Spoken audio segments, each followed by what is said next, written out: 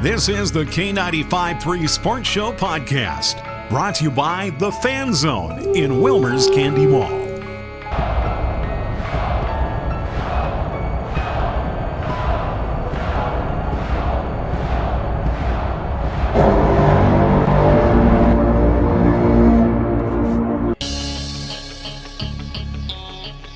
Welcome to the K95.3 Sports Show podcast on YouTube. My name is Beau.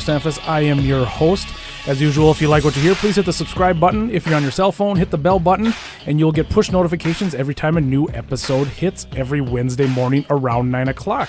Thank you, as usual, to the Fan Zone for being our sponsor. We appreciate you guys doing that.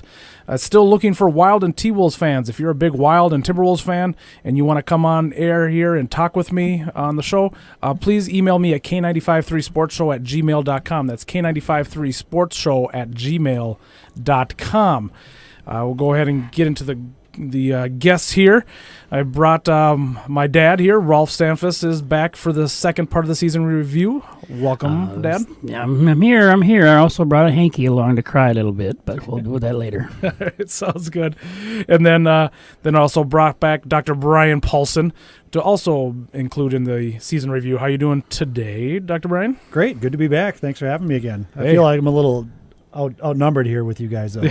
Yeah, no, you're only two times you've been on here. Brought my dad or something. At least there's no Packer fans inside here now. I do feel safer. Yeah, see, that's what you're used to, having an enemy sitting there in the corner. So yes, I feel much safer. Well.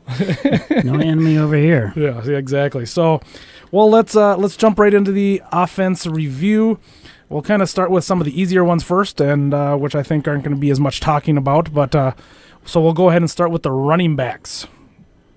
Let's see. Talking about running backs, what overall? Let's just kind of go through some quick stats here. Obviously, Cook with some injuries this year. He had a total of 615 rushing yards with a 4.6 average. That's very good. Nice. Exactly. Yes, it is. No complaints about that.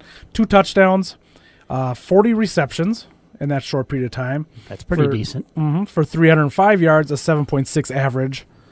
Also 2 touchdowns. So a total of 4 touchdowns on the year for his short playing time due to his injury. But, I mean, if you push that out throughout the entire season, that is a great season. That would be... well over 1,000 yards. Yeah. Oh, yes. Well over 1,000 yards. Well, he'd have 70 probably, catches. Yeah, probably almost close to 100 receptions. I mean, he would be up there with, like, Christian McCaffrey with Carolina, who ended up, I think, being, like 4th in the league or 5th in the league in receptions, and... That was about the only one they ever threw to, wasn't it? Yeah, exactly. Murray, in his time, 578 yards, 4.1 average. That's decent. Oh, we had a 1,000-yard rusher, except he had 2 heads on it. Yeah, exactly. He had 6 touchdowns, 22 receptions, 141 yards, 6.2 average, 0 touchdowns receiving. I actually saw a stat during the middle of the season that he's never had a receiving touchdown. Really? Yeah. Huh. Thought that was kind of weird. I would have known that. That's kind of, yep. I would have known that. Overnight. Exactly. And then, we've got Boone and Rock Thomas. They combined for less than 100 yards total. So nothing too special, a couple receptions each. But we'll talk about C.J. Ham for a second. I mean, he only had 8 rushing yards. It was on 6 attempts. But he had 11 catches for 85 yards for a 7.7 average. I mean, I wouldn't mind utilizing him more in the future. Well, isn't C.J. Ham a free agent? That's a good question. You're already having me go look to the. I don't think so. I thought he was on. But I thought he was on my list. I've always been a big fan of that guy. Yeah. Seems to come up big when they need him. Yeah, no, and they definitely could use him more. I could be wrong. Yeah, no, I don't see him anywhere near here. I'm kind of scrolling down through the contracts. Well, that's weird. I don't even see him on the list. Okay, my mistake. Oh, wait. Yeah, you're right. He is a free agent. Yep. So he is a free agent. So I mean, I don't see Murray. why. Yeah, I don't see why they wouldn't. Why they wouldn't re-sign him? Yeah. They'll bring him back. He'll be cheap. Yeah, Murray's gone. Oh yeah, I looked on the list of. It said, "What's the potential for them coming back, or what?"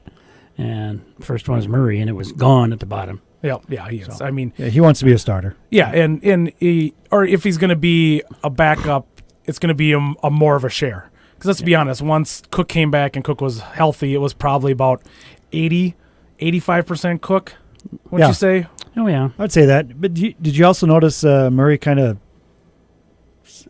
started running straight up, not putting the effort he used to do? Oh, yeah, a little bit. Yeah, a little more Towards straight up. Like, Come on, man, put your head down again. Well, and then I don't know. I'd sure like to see the Vikings on offense next year to use more two backs back there and change it up a little bit, because every time we put a back in there, he's 7 yards deep. Guess what we're going to do? Yeah. You know? It was pretty obvious. Yeah. So I would like a two back there alongside Cousins or behind Cousins, or one in the slot or whatever. Just get two running backs out there just once in a while. Change it up a little bit so they don't know what we're doing all the time. Yeah, no, it's I agree. Yeah, like I said, I like CJ Ham. Once again, it's going to depend on what Stefanski comes back with. His what is his offense going to be like? Yep. Who is it? Is it going to be similar to Schumer? Is it going to be? Is it going to be? What's it going to be? Is it going to be? It's not going to be definitely nothing close to DiFilippo. Let's hope not. Yeah. That was predictable. Really? Yeah, exactly. Not the pass run option just doesn't work. And then with a horrible offense. Yeah, and then with the Kubiak signing, I'm a little excited about that. Yeah. I mean, he's an offensive mind. He's going to get. Yep, you're going to get some more stuff to Stefanski. I think he's going to bring a little stability Yep. to that offense. Yep. It's just more knowledge. Yep. More knowledge, stability. I think it's just going to calm him down and be like, let's use our weapons. Yeah, like I saw one person on Twitter said if he can win a Super Bowl with a limp noodle armed Peyton Manning, then what could he do with Cousins? That'll be it. Yeah. So that's exciting about that. Yeah. So back to the running backs a little bit. It's like I said, Murray's gone. I have no problem with Boone or Thomas stepping into Murray's position next year. It'll be a big part of those guys next year. Yeah.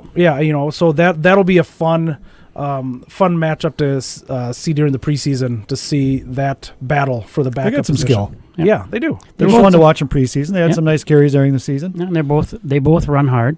Yep. They seem like they find a spot and they plant that foot just like anybody else. So I thought they looked good. And they've got good running back names. Yeah, Murray, exactly. So, I mean, there you go. Yeah. There you go. That's half the battle. So, we'll just go ahead and go on from the running backs, because, like I said, I think we're all pretty much satisfied with the running back position as a whole. I mean, what do you guys want to give out some grades for the running back position on the year? Father, go ahead and start.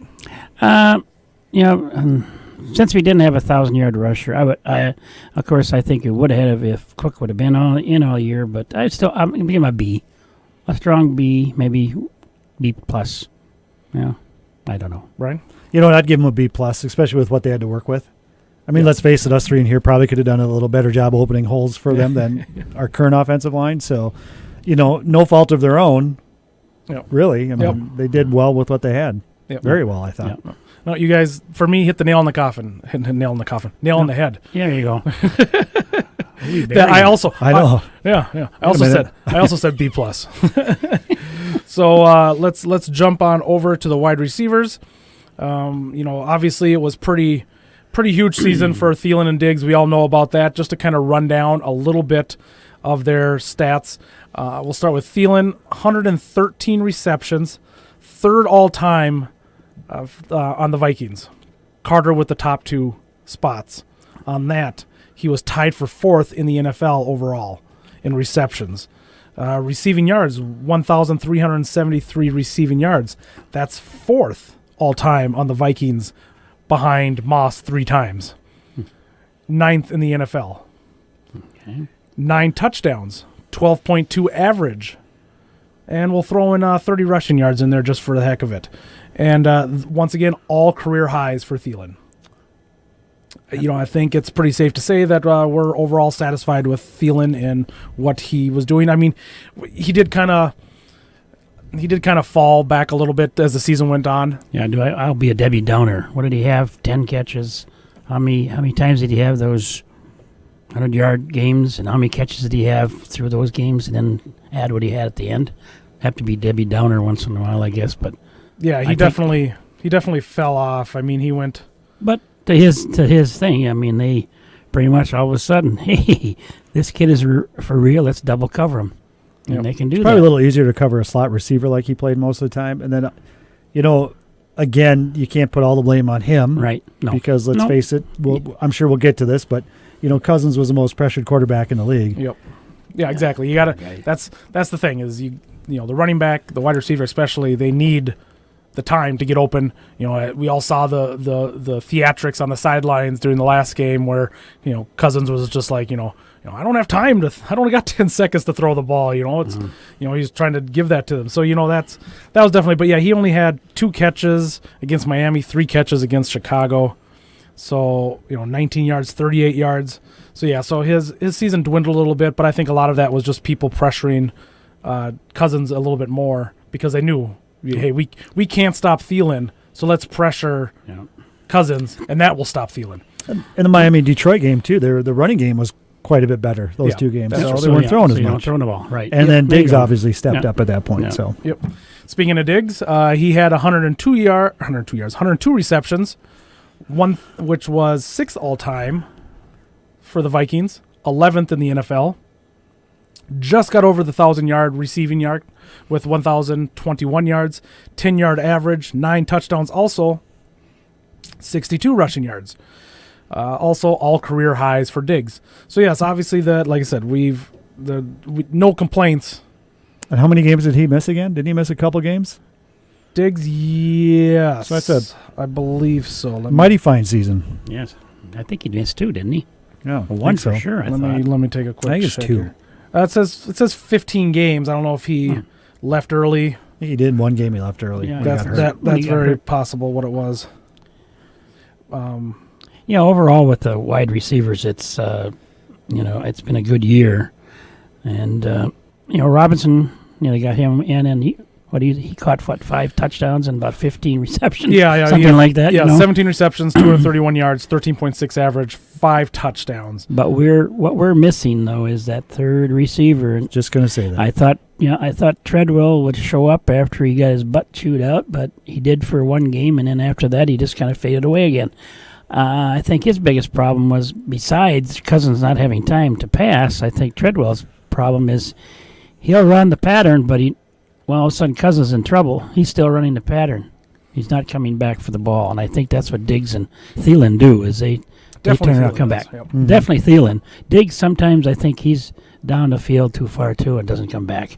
I think we've seen the last of Treadwell. Yeah, we mentioned it last week, even though we were talking defense. We save I think just short of $500,000 if we take him off, if we drop him. So it's not like a huge. He's got like $2 to $3 million of dead cap out of it. So it'll be interesting to see if we pick up somebody in the off season. Maybe he's gone. I don't even think. Well, I don't believe he'll be starting next year if he does still around. No, he won't. I think BB is going to break out or BB's tough. It'd be nice to see Zylstra out there. I was surprised he wasn't out there more, actually.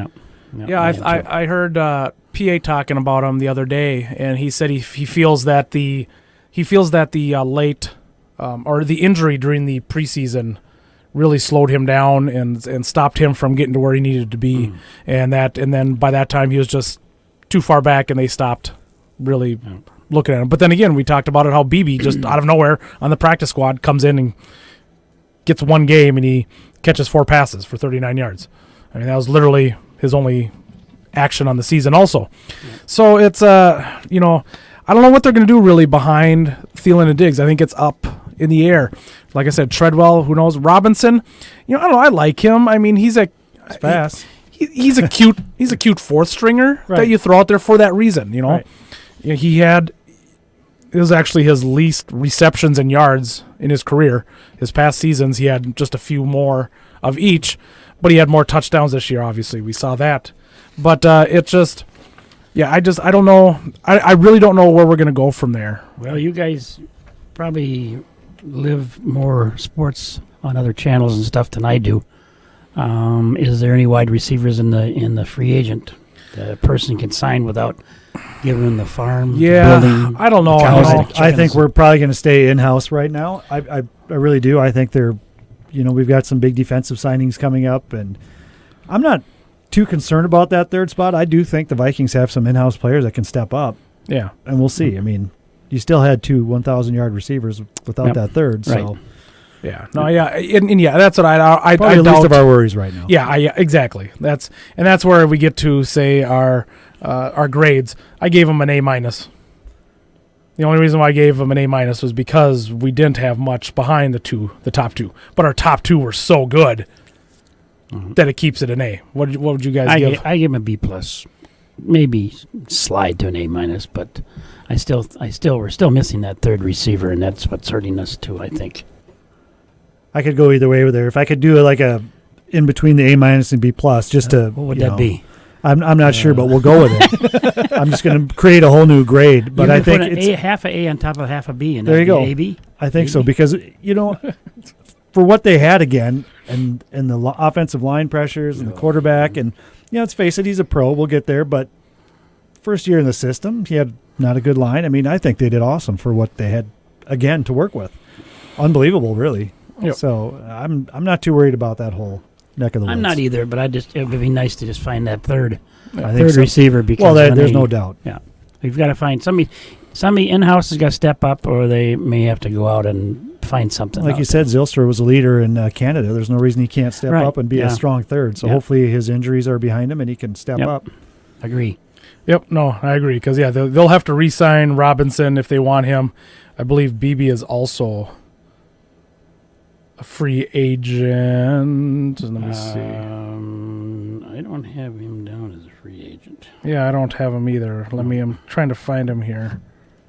And we signed him through 2021. Yeah. So never mind. He's not good for a bit. Yeah, so yeah, you can expect it'll definitely between those three, Zylstra, BB, and Robinson if we take him back this year for the number 3 spot. Yep. That once again, another fun preseason competition to watch. Yep. It'll be good. Well, let's go to tight ends. This one will be relatively quick. Rudolph, 64 receptions, 634 yards, 9.9 average, 4 touchdowns. That's his second highest receptions in his career and yards in his career. His 2016 season was his best season. And it seems when I was looking at the stats, I didn't realize he even had 64 receptions. I'm talking about Debbie Downers and stuff like that. I want to just say, as a whole, I'm just disappointed where Rudolph is and where he could have been. I felt like when he came into the league, I felt he should be, I felt with his talent where he was taken, his body size, just everything, I thought he would be a top 3 tight end every year. One of those great tight ends. But he just, I don't know, to me, I'm disappointed at where his career has come to. Yeah, there's just something missing about him. I don't know what it is. He catches, they throw the ball. I think some of the things, he seems to be better if he can catch one that's above his head. Yeah, oh yeah. When he catches something above his head, it seems like he can do better than if he catches something right in his hands. And it seems like every time I see him catch a ball, it's like he's in slow motion when he turns. Yeah. He's very Klein-Saucer-ish. Oh man, right running there after besides, the ball. what's the other guy's name? The guy that used to leap over people. Wiggins. Wiggins, yeah. He's Wiggins. a combination between Wiggins and Klein-Saucer. Klein-Saucer. I might disagree with you guys a little bit. Right, go I'm ahead. actually kind of a fan of Rudolph. I think he's a good guy, but I think part of the tight Santa end is too, but part of the well, that's true. But part of the problem with tight ends is I think a lot of them are a product of their offense as well. Yeah, but and the if their tight end number's is not as called. I mean, you look at even Jimmy Graham out in, what's that one place that we don't like to talk about much, but yeah. I mean, was one of the top tight ends, and again, with Aaron Rodgers throwing the ball, you think he would have been an amazing guy out there. But I think a lot of tight end is a product of their offense, and you got to look at the Vikings. Had 2 1,000-yard receivers. Yeah. So they were throwing the ball a lot further downfield at the tight end. But I think when Rudolph's number is called, 90% of the time, he does the job well, I think. Yeah, I don't know. I just feel like he's not. I guess it was because I had such high expectations for him. I expected him to be that top tier tight end, and he's more that's the bottom of the second tier. I feel to maybe the middle of the second tier of the tight ends. I wanted him. I don't expect him to be Rob Gronkowski when he's healthy. You know what I mean? Not many people are. Yeah, exactly. So, but I expected him. You take a look, like Ertz had a huge season this year, But that's who I think he should be. He should be Ertz. He should be Travis Kelce. Yeah. That's where I feel that he has the potential to be that, but he just never has gotten past that. That's in his defense too. I think because of the line, I think he had to be in there sometimes blocking. I'll agree with that. More than he should have been. He had to do more than he was asked. But the guy, he does well when his number's called. And the big thing I was excited for him this year was, everyone said Cousins is a great tight end quarterback. He's going to hit the tight end a lot. Yeah, exactly. Yeah. Jordan Reed. He didn't. To me, again, we'll get to Cousins, but he missed a lot of passes, a lot of reads. Yeah. I don't know, but I think there again, he's not running for his life, but right. He's got a big paw in front of his face every time he's getting ready to throw the ball. So we'll get on that. I like the guy. I hope he does well. I cheer for him. He's a good man. How long is he under contract? What's his contract? Rudolph, speaking of contract, I think Rudolph is 100% in line for a restructured deal. Restructured deal. Okay. I can see that. Yeah. They can definitely restructure him easily.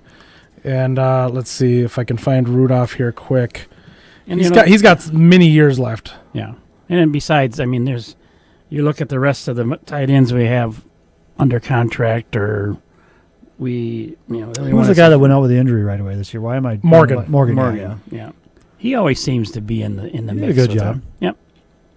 And Conklin did a good job. We only got one more year for Rudolph. Okay. He's 2020. I could see him restructure to stick around. So this is last year. So yeah, he's got Kyle Rudolph he's got oof. I'll try and keep in mind what I'm going to ask. He's in the 5th year of a $36 million contract. Okay. Oh, that's fine. Yeah. So, as far, what would you guys give for a grade then for the tight ends? We didn't mention Morgan or Conklin. Conklin came on a little bit towards the end with some decent catches. A couple big drops. Yeah. He had a couple drops, but a rookie. Yep. So let's see. He's got some impressive tattoos though. Yes. So what would you guys give a grade for the tight ends? I'll give him a B. Barely. B for barely? Barely. B for barely. Yep. I like the B for barely. Yep. You can't. Yeah, they did well for what they had to do. Yeah. I got B minus. Yeah. Just quickly, as I was looking up, $7.6 million for Rudolph for this year. Ooh. So maybe extend them a year or two and drop that number down and add it into a signing bonus. They can maybe free up. Unless you got a big old tight end out in front of you that's going to take over, you got to keep the guy. Yeah, no, I agree. Even though he's been a disappointment, there's not a better option.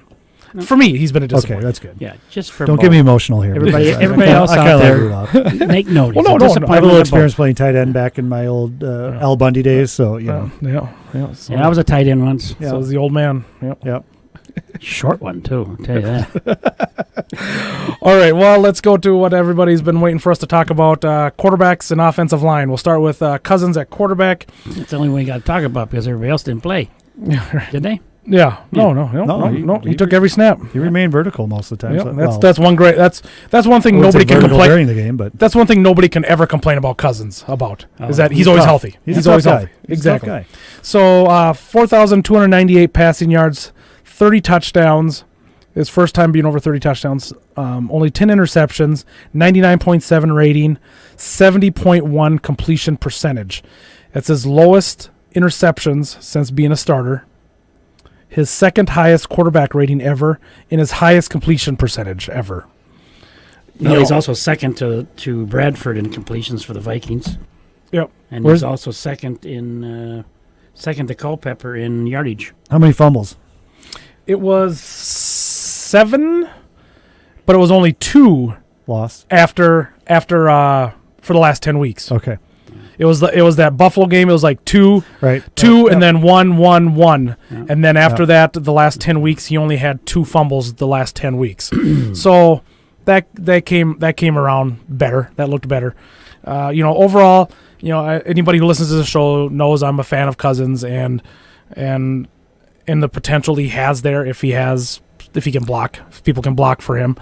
And overall, I was you could definitely tell at the beginning of the season he stood in the pocket more and took the hits a little bit quicker and looked down the field more. But as the season went on, he started to Wears on anybody. Oh yeah, there's that one. They show him throwing the ball and then instantly closing his eyes because he knew, well, I'm gonna get hit, and so he was just kind of preparing for that, and that's what. That was the only negative as the season went along. You could tell it went on. You could definitely tell the offensive line holes have really hurt him in wanting to look down. And Brian, I agree with you too. I think he missed a bunch of reads too, but that goes back to having no time back there. I was watching the Indianapolis game against who'd they beat? Houston, and I sat and counted the seconds that Andrew Luck had behind his line. And I never came up with less than 3.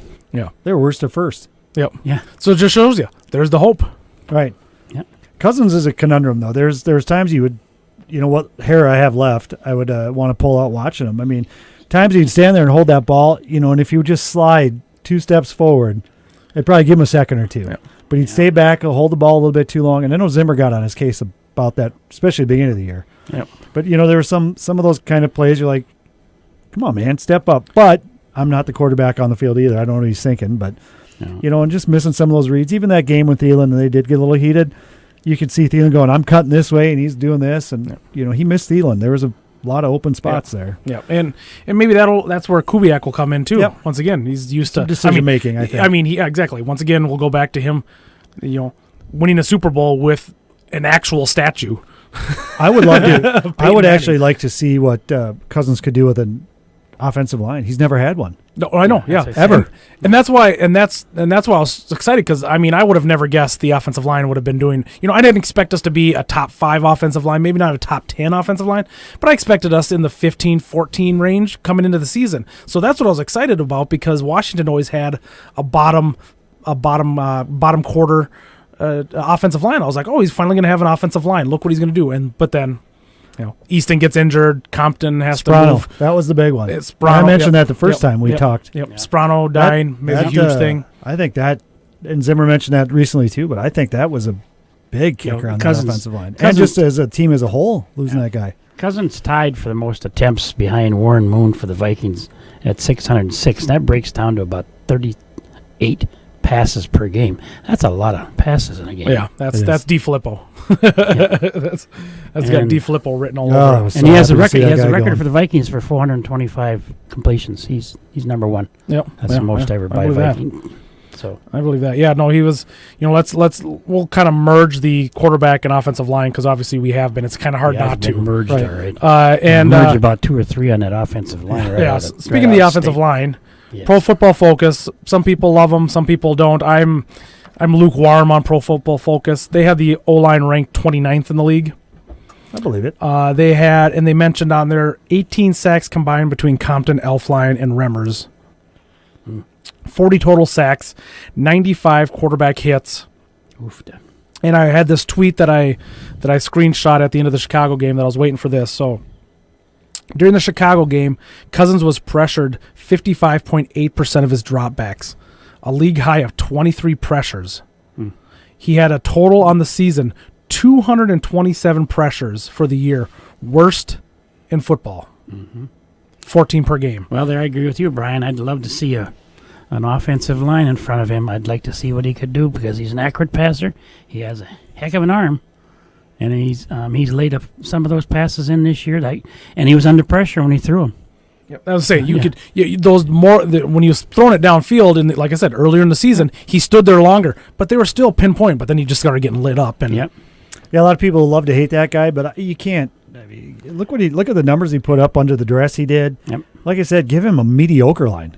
Give him a middle of the pack line and see what the guy can do. Well, I think after Elflein came back, I don't think he was never the player he was the year before. Compton was. I agree. Totally, good off season. Totally was in and out. One game he's okay. The next game, on the offensive line, the only one I give an A is O'Neal. He never gave up a sack. I didn't see that coming for a rookie. Yep, I didn't see that coming. He was a little undersized for a tackle. I know they made. Yeah, I think they made the announcement that before the last game he hadn't given up a sack all year, and I don't think they gave him up against Chicago either. So I remember. He's in there and not giving up a sack. The rest of those guys are, hey, go ahead, hit my quarterback. Yeah. Well, like I said, and I think a lot. Like I said, what you mentioned, Elflein. I think obviously he came back and after his surgeries and stuff, and jumped right into the what did he come back week 3 or week 4? I think something? an off season's going to do him quite well. Exactly, a full off season, and having I don't know, hopefully competent guards next to him. You know what I mean? When you're a tackle, it's usually on you. I mean, we're probably not going to find a Steve Hutchinson again, but man, would it be nice to find one of those guys. Oh yeah. So I feel like the guards and centers work together a lot more on the offensive line. I'm not going to pretend I might be totally wrong, but the tackles usually are stuck with the DNs, and when you're in the middle, you got the D tackle stunting and doing stuff. I just feel because we didn't have good guards next to Elflein, that hurt him also.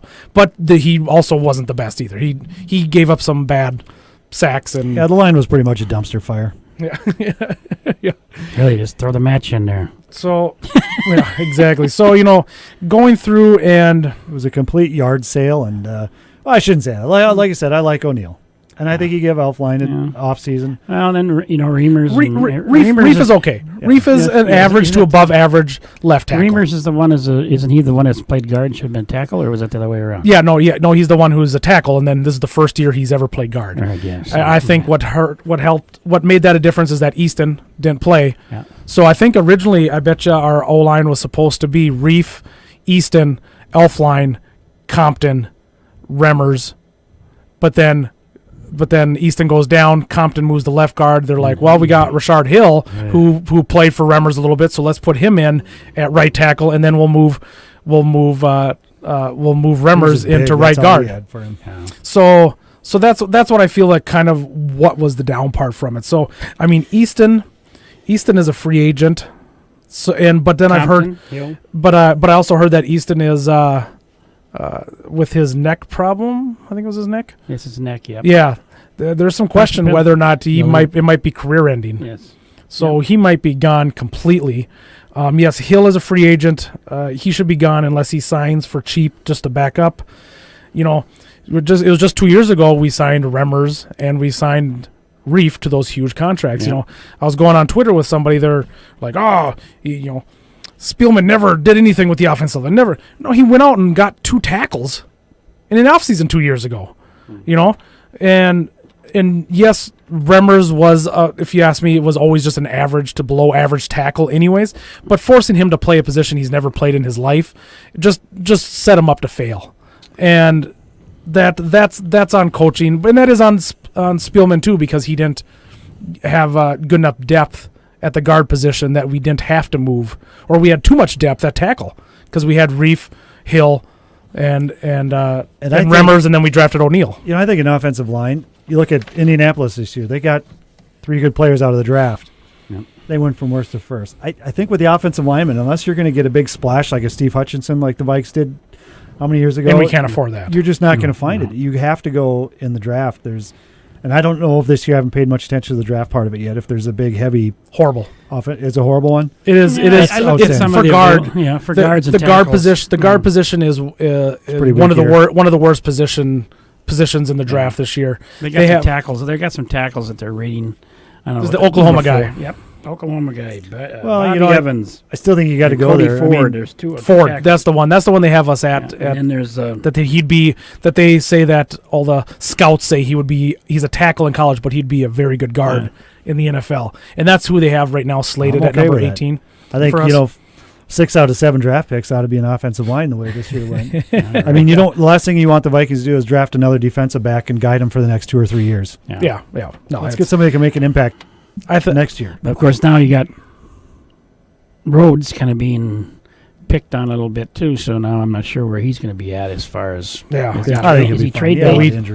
That may be another place you might get a cornerback. I've heard that a lot was trade bait with Rhodes, but so let's, as a whole, I'm taking a look. Overall, who knows? I mean, the offensive line is going to be totally remade because, like you said, there's several that are free agents.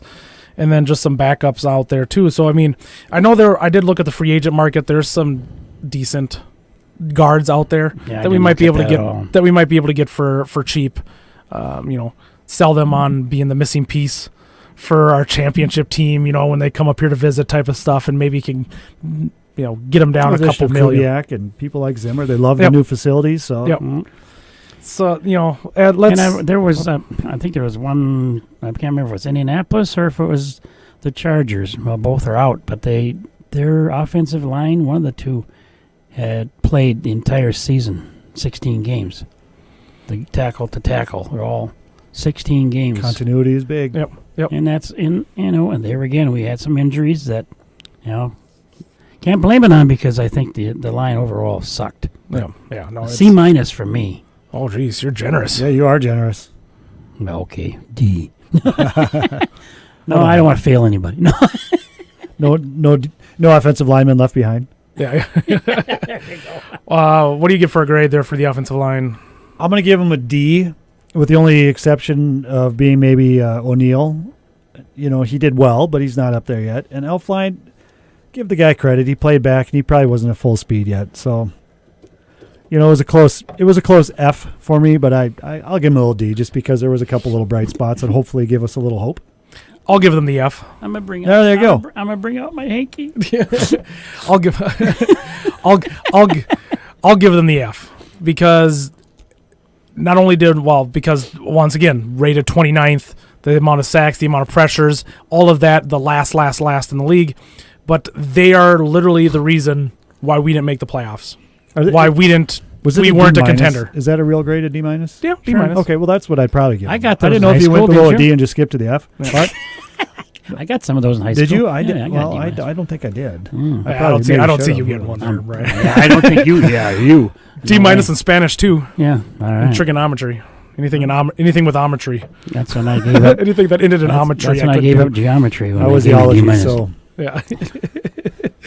Yeah, so like I said, we didn't mention Cousins. What did you guys grade Cousins at? B plus. I'll give him a B. Almost an A. I'll give him a B. I Under give pressure. him a B plus also. I won't go that high Can I yet. change my grade for the offensive line? Sure. Okay, D. Okay. I like Cousins about a B just because of the fact, he did well. What he had, but I saw some room for improvement. Maybe a year under the system next year that those things will be corrected. Maybe with the tutelage of Kubiak, maybe that'll help. Mm-hmm. We'll see. Yeah. I don't think it'll Something hurt. to look forward to. It definitely won't hurt with Kubiak. I just really hope we don't have this conversation again next year and say wait till next year. Yeah. It's kind of like our I don't theme say for the that anymore. Vikings. Yeah. Well, like I said, we've got a couple year window here with a lot of the key players. Okay, here's the deal now. Oh, geez. Here we go. Okay. Oh. What'd you say about Cousins? How many pressures and what was that all? Is it worst, the most, and whatever? And he still completed 70.1% of his passes. Yep. 227 pressures. Yeah, he did well. And what was his average yardage on those? Did you have that? I don't have that. Is it 10, 12, or is it less? Give me a second. Okay. I'm a big fan of Cousins. Oh, But I am too. I just Yeah. I want to see. Yep. I want to see an offensive line in front of him, Yep. and if we see that offensive line, then I'll maybe be more secure and Oh, give him yeah, a grade. well. But Yeah. I don't know. I want to see some of his decision making. Yeah, I think a lot of it goes for $85 million guaranteed too. I could That's rub a lot of the people. thing. That's the thing. I really think they maybe. Well, they would have lost him to the Jets for $90 million guaranteed. That's what that's the one he turned down. Yeah. So I'm that's happy what they got him. 7.1 yards per average. 7.1. That's pretty low. Yeah, I thought it would be more But than you look at With Case 2,000, Keenum out in yeah. Denver. He didn't have that great a year either, and I think he'd have been killed this year. I mean, Oh. Keenum to me started showing his true colors towards the end of last year, Yep. and The only way he'd be any different. the was record he's- overshot his play. Yeah, and the thing he would have had against over Cousins is maybe his mobility. Yeah. And that would be it. But And that's what he had in mobility, he lost in arm strength and Yes. Mhm. Yeah. Where I don't think Cousin does. Of course, we don't see him come out of that pocket outside, but I think Definitely something they gotta work on. We'll just wait. I And think we that's gotta give him something. that year. Yeah. I think Next year, I'm going to be much more critical of him. me too. agree. I'm gonna start Agree. selling all my Viking stuff. No. No, I'm just kidding. Just kidding. Yeah, that's what I thought. Let's not get drastic. Yeah.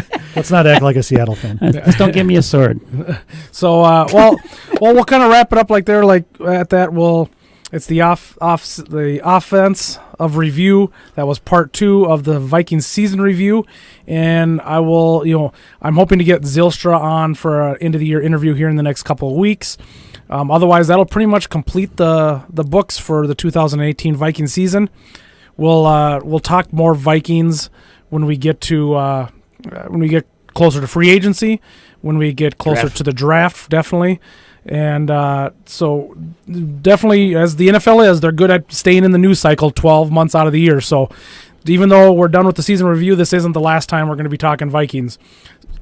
Go Rams. So yeah, there you go. I do like that. That's what I want to see as my Super Bowl matchup, Rams-Chiefs. There you go. Agree. What do you Same Rams, thing. Chiefs? I'd love to see the Rams and Chiefs. Yep. I'm getting so tired of the Patriots. They'll be, if they go to the Super Bowl, And not only that, their but 11th Super Bowl. well, let's just say if the Rams and Chiefs get there, it's going to be a lot more exciting than the Patriots. Saints and Patriots. Something different. Something different. Well, the high-powered offenses. I mean, Patrick Mahomes. Why wouldn't we want to see those young teams playing? Yeah, I agree. So Yeah, the top 4 offensive teams got in the playoffs. or the last 4. Yep. So what happened to this defense wins championships? Yeah. Well, the best defense out of those 4 is going to win it. Probably. So we'll wrap it up here, guys. Thank you for listening. Thank you to the Fan Zone. Thank you guys for coming in, and appreciate your guys' It's been fun. 2 cents, and we'll wrap it up. Thank you guys for listening. Hit the subscribe button, hit the bell button. Make sure you like. Make sure you comment on the video. Skol Vikings. Yes, Skol Vikings. We'll see you next week where we're talking Wild and Timberwolves.